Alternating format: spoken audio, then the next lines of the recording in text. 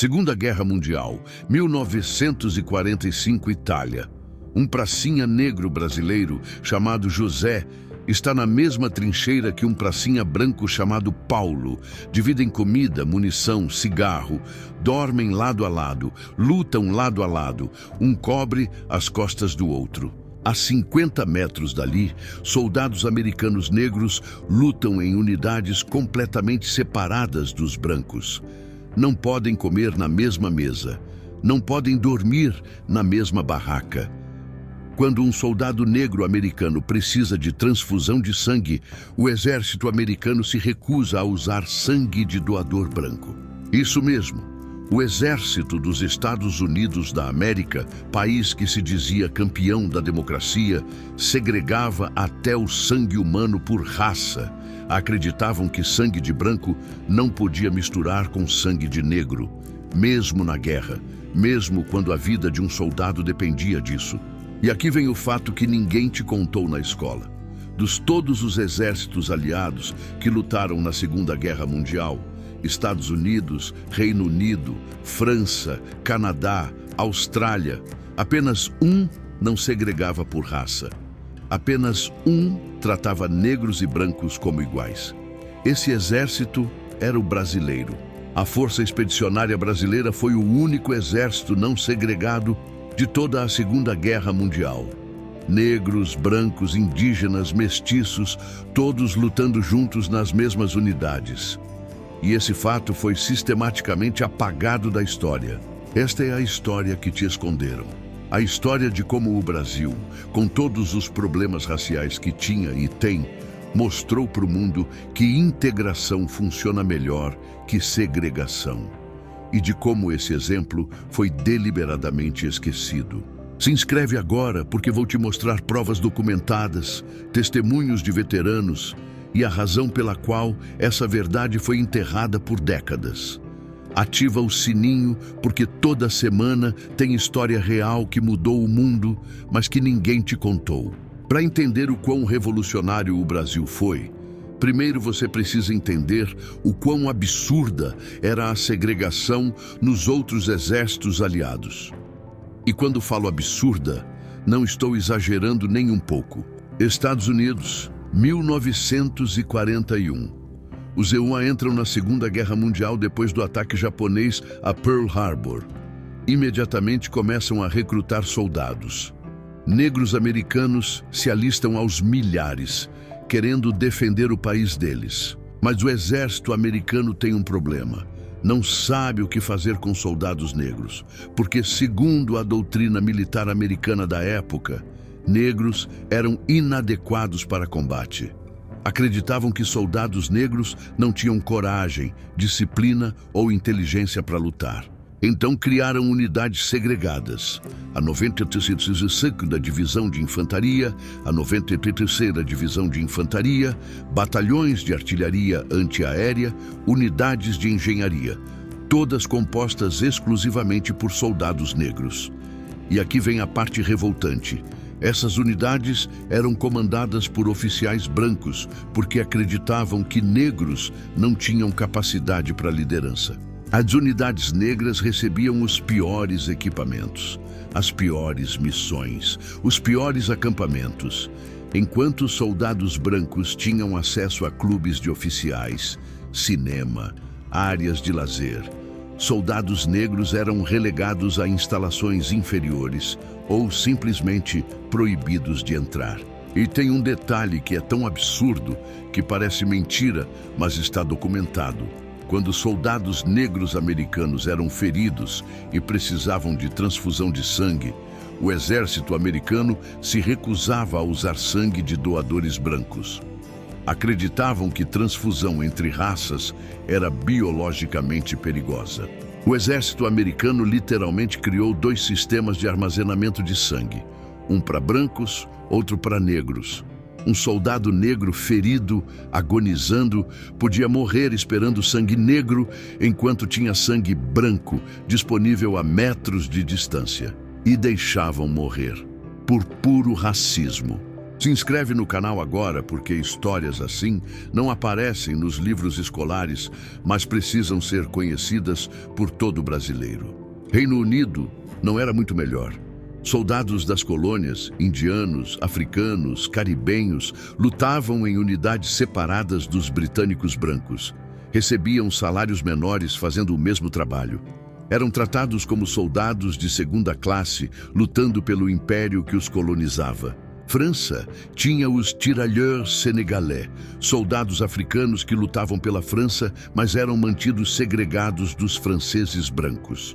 Depois da guerra, quando fizeram o desfile da vitória em Paris, o governo francês deliberadamente deixou os soldados africanos de fora. Queriam que o mundo visse apenas soldados brancos franceses comemorando. Austrália, Canadá, todos os exércitos aliados seguiam o mesmo padrão: segregação por raça. Brancos lutavam com brancos. Não brancos lutavam em unidades separadas, inferiores, esquecidas. Era tão normalizado, tão aceito, que ninguém questionava. Era assim que funcionava. Era assim que sempre tinha funcionado. E os líderes aliados, Roosevelt, Churchill, de Gaulle, todos aceitavam isso como natural. E aí entra o Brasil. Um país que na época tinha racismo estrutural severo, tinha leis discriminatórias, tinha desigualdade racial gritante, mas que fez algo que nenhum outro país aliado fez. Mandou soldados negros e brancos lutarem juntos nas mesmas unidades, como iguais. 1943, Brasil começa a formar a Força Expedicionária Brasileira para lutar na Europa. Recrutam voluntários e convocados de todo o país. E aqui acontece algo que os americanos não esperavam. Brasileiros de todas as raças se alistam. Negros, brancos, pardos, indígenas, descendentes de imigrantes europeus, asiáticos, gente de São Paulo, do Rio, de Minas, do Nordeste, do Sul. Vinha literalmente gente de cada canto do país. A canção do expedicionário resume perfeitamente. Você sabe de onde eu venho? Venho do morro, do engenho das selvas, dos cafezais, da boa terra do coco, da choupana, onde um é pouco, dois é bom, 3 é demais. Quando a FEB chegou na Itália em 1944, os americanos ficaram confusos. Olhavam para o acampamento brasileiro e viam soldados negros e brancos dividindo as mesmas barracas, comendo na mesma mesa, conversando como amigos. Oficiais americanos foram falar com os comandantes brasileiros. Vocês não segregam os soldados por raça? Os brasileiros responderam: segregar? Por quê? Os americanos explicaram a política deles. Os brasileiros acharam absurdo. Tem relatos documentados de oficiais americanos tentando ensinar os brasileiros a segregar, dizendo que era mais eficiente, que era cientificamente comprovado que raças não deviam misturar. Os brasileiros basicamente mandaram eles se foderem educadamente. Você conhecia essa história? Se inscreve agora, porque este canal existe para resgatar verdades históricas que tentaram apagar. E aqui vem o detalhe mais importante. A FEB miscigenada funcionava melhor que os exércitos segregados. Soldados brasileiros tinham moral alto porque lutavam junto com amigos de todas as origens. Não tinha tensão racial interna como tinha nos acampamentos americanos. Nos acampamentos americanos, rolavam brigas constantes entre soldados negros e brancos. Oficiais brancos tratavam soldados negros com desprezo. Soldados negros se sentiam humilhados, revoltados, prejudicava a coesão da unidade. No acampamento brasileiro, tinha samba, tinha futebol, tinha amizade genuína. Soldados negros e brancos jogavam baralho juntos. Compartilhavam comida de casa que as famílias mandavam. Quando um morria, todos choravam independente da cor. O historiador João Cláudio Platenic Pitilo, do Núcleo de Estudos das Américas da UERJ, pesquisou isso extensivamente. Segundo ele, além de termos sido o único país latino-americano a enviar tropas para o teatro europeu, carregamos a glória de ser o único exército não segregado. E tem mais.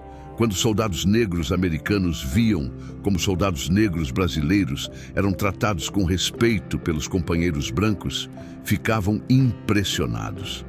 Alguns até perguntavam como era possível. Soldados brasileiros simplesmente respondiam: "São nossos irmãos, lutamos juntos." Isso criou situações interessantes. Soldados negros americanos começaram a preferir passar tempo com brasileiros do que com os próprios compatriotas brancos. Nos bares italianos, brasileiros de todas as raças bebiam juntos, enquanto americanos ficavam em grupos segregados. Oficiais americanos ficavam incomodados. Tentaram proibir soldados negros americanos de confraternizar com brasileiros. Não funcionou. A amizade já estava estabelecida. E quando chegou a hora de lutar, a FEB provou que integração funciona. Foi a FEB que conseguiu a primeira rendição completa de uma divisão alemã, algo que nenhum exército americano ou europeu tinha conseguido até então. A 148ª Divisão de Infantaria Alemã se rendeu aos brasileiros em Fornovo de Taro, 15.000 prisioneiros.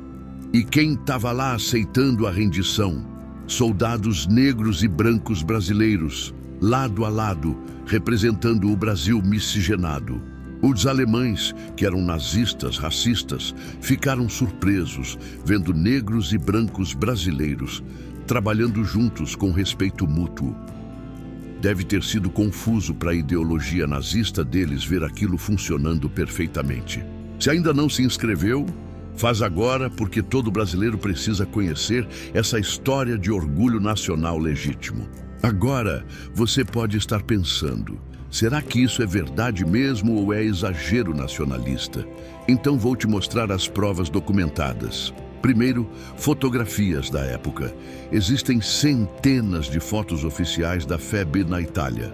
Em todas elas, você vê soldados negros e brancos juntos, não em grupos separados como nas fotos americanas, mas genuinamente juntos, nas mesmas fileiras, nos mesmos pelotões.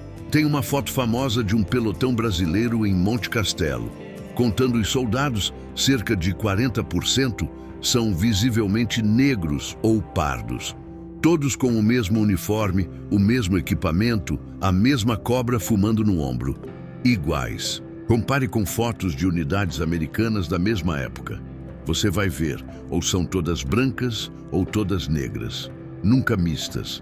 A segregação é visível nas próprias fotografias oficiais. Segundo, registros militares oficiais. Os documentos da FEB não têm marcação de raça nos registros dos soldados. Americanos marcavam white ou negro. Britânicos marcavam a origem colonial.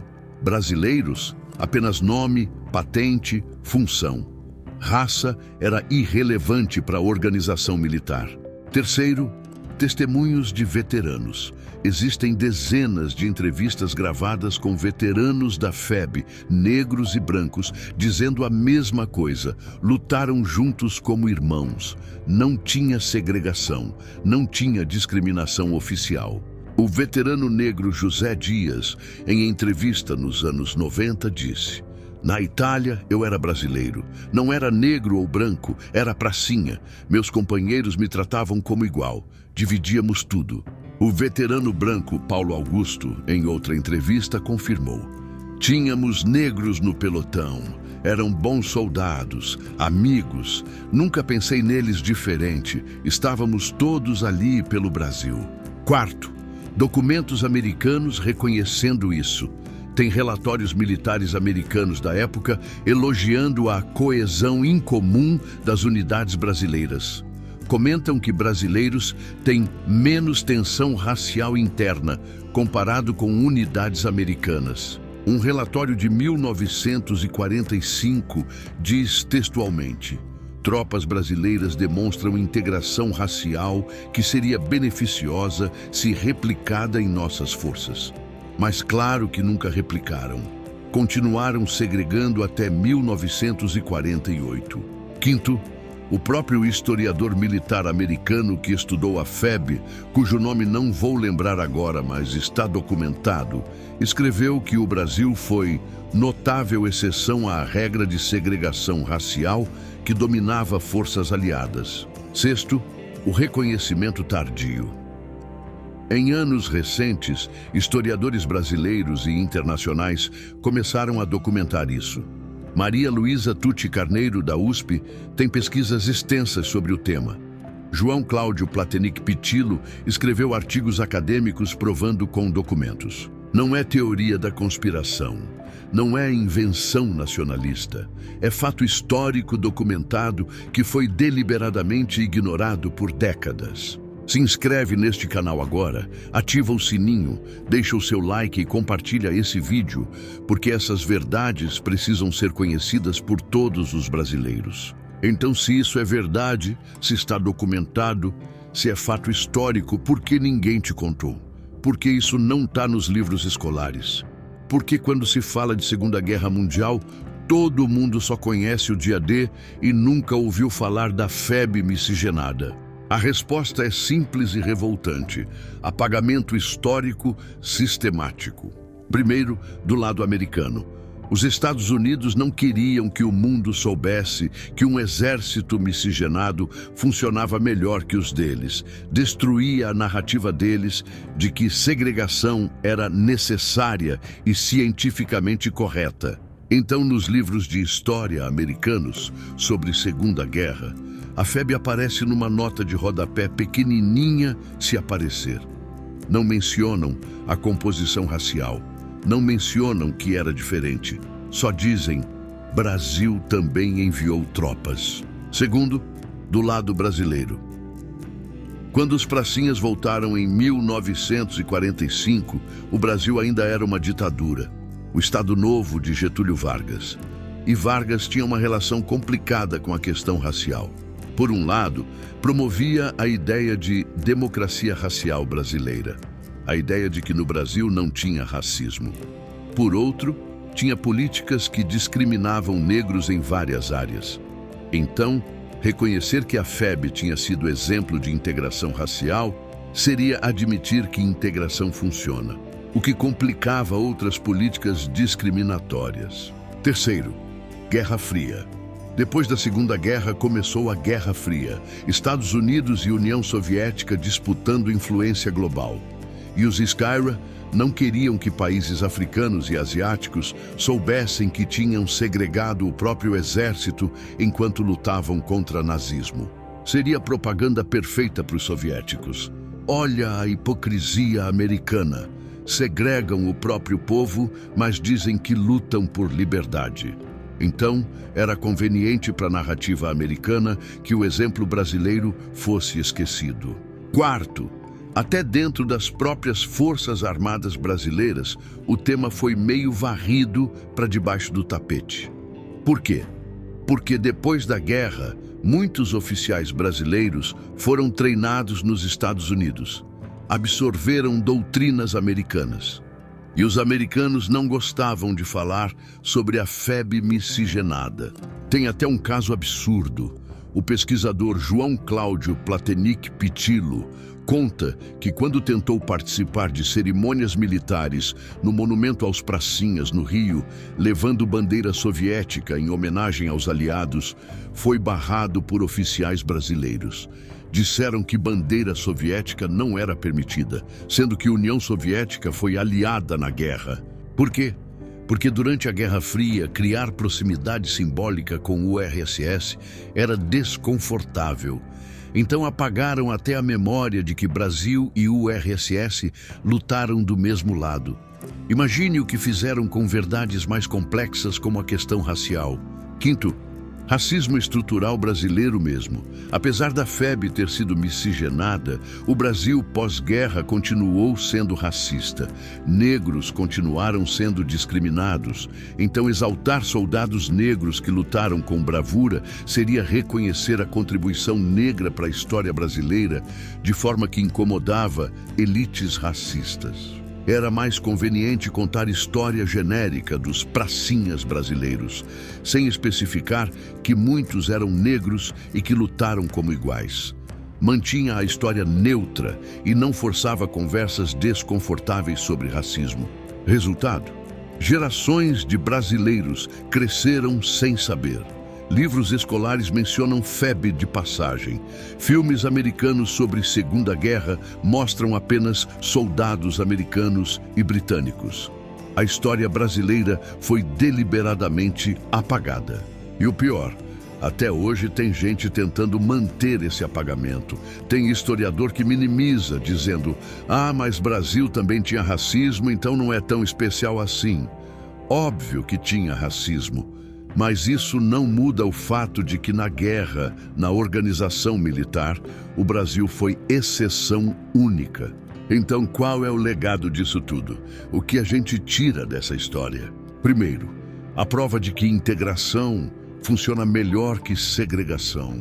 A FEB foi um experimento social involuntário que provou isso. Soldados negros e brancos lutando juntos tiveram melhor coesão, melhor moral, melhores resultados que exércitos segregados. Os Estados Unidos só terminaram a segregação militar em 1948, 3 anos depois do fim da guerra, quando o presidente Truman assinou ordem executiva. E mesmo assim, enfrentou resistência massiva de oficiais brancos sulistas. Segundo, mostra que o Brasil, com todos os defeitos que tinha e tem, foi capaz de fazer algo revolucionário para a época. Não foi por bondade iluminada. Foi porque a realidade brasileira já era miscigenada e simplesmente refletiu isso no Exército. Mas o resultado foi o mesmo.